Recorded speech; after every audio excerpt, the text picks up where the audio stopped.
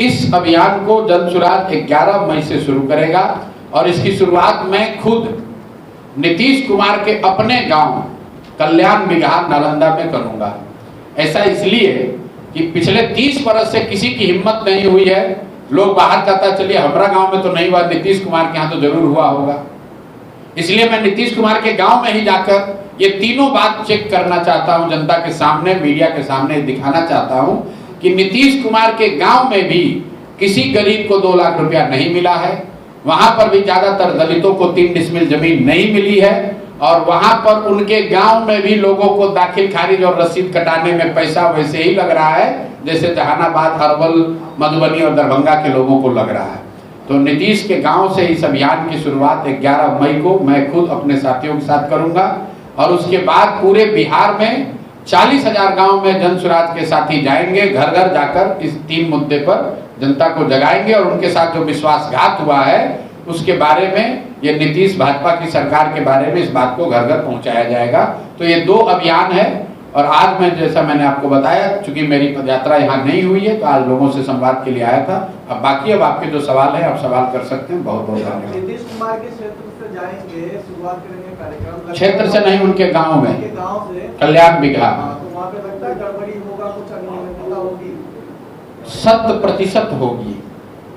और होगी कि नहीं होगी, अब हाथ कंगन को आरसी क्या, पढ़े लिखे को फारसी क्या। 11 को मैंने घोषणा कर दी है।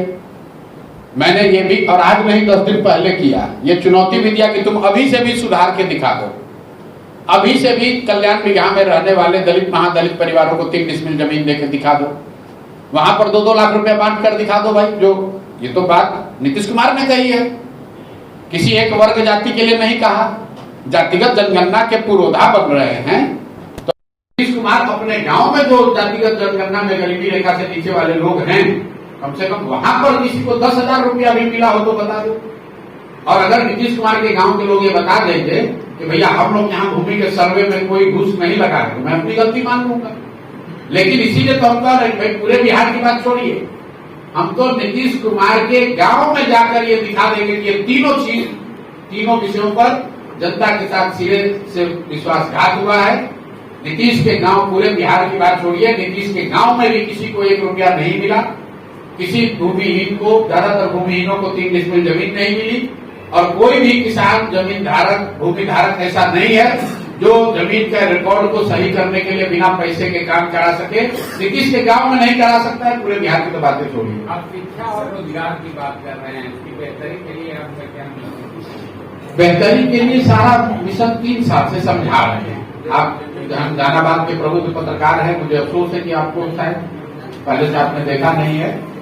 शिक्षा के लिए जो बात बताई जा रही है कि 15 साल से कम उम्र के बच्चे के पढ़ाई के लिए एक नई व्यवस्था बने, उस व्यवस्था को बनाने में 5 से 10 वर्ष लगेगा। मैं अपने गांव में से नहीं हूं जो ये कहता है कि हमको वोट दीजिए और कल बिहार में शिक्षा व्यवस्था सुधर जाएगी। बिहार की शिक्षा व्यवस्था को सुधारने में अगले 10 वर्ष में करीब 5 लाख करोड़ रुपए की योजना है, वो खर्च किया जाएगा, तब जाकर यहाँ की व्यवस्था सुधरेगी। और उसके तहत हर प्रखंड में 10 विश्व स्तरीय विद्यालय बनाने की बात हम लोग कर रहे हैं। हर साल हर प्रखंड में 1 विद्यालय, नेतरहाट जैसा आपने सुना था, जैसा सरकारी विद्यालय था, उस स्तर का विद्यालय हर प्रखंड में हर वर्ष 1 बनाएंगे, ताकि अगले 10 वर्ष में बिहार के सभी प्रखंडों में कम से कम 10 बेहतर विद्यालय ऐसे हों जहां से पढ़कर लोग डॉक्टर, इंजीनियर, IAS, IPS बनने का सपना देख सकें। डॉक्टर, इंजीनियर, IAS, IPS बने ना बने, कम से कम बेहतर नागरिक बनने की उनमें क्षमता हो सके। और वो काम करने में जो 2 वर्ष, 4 वर्ष, 5 वर्ष, 10 वर्ष लगेगा, तब तक के लिए जन सुराज ने ये कहा कि जब तक सरकारी व्यवस्था नहीं सुधरेगी तब तक आप अपने बच्चों को, गरीबों के पास ये अवसर होगा कि आप अपने बच्चों को प्राइवेट स्कूल में भेजिए और उसका रेगुलेटेड फीस परिवार की ओर से, बच्चे की ओर से, सरकार की ओर से भरा जाएगा। क्योंकि अगर बिहार सरकार को स्कूल बनाने, सुधारने में 3 वर्ष लगेगा तो गरीब का बच्चा 3 वर्ष तो बैठा तो नहीं रहेगा। इसलिए कहा गया कि 2025 से अगर आप अपने बच्चे को प्राइवेट स्कूल में भेजना चाहते हैं, भेजिए, उसका खर्च सरकार की ओर से भरा जाएगा। कई लोगों को लगता है सरकार इतना पैसा कहां से लाएगी? भाई 60,000 करोड़ रुपया ऑलरेडी खर्च हो रहा है। सरकारी विद्यालय में जो बच्चा पढ़ता है वो फ्री में नहीं पढ़ता है, वहां पर सरकार को प्रति बच्चे को पढ़ाने का खर्चा प्राइवेट स्कूल के मुकाबले ज्यादा है।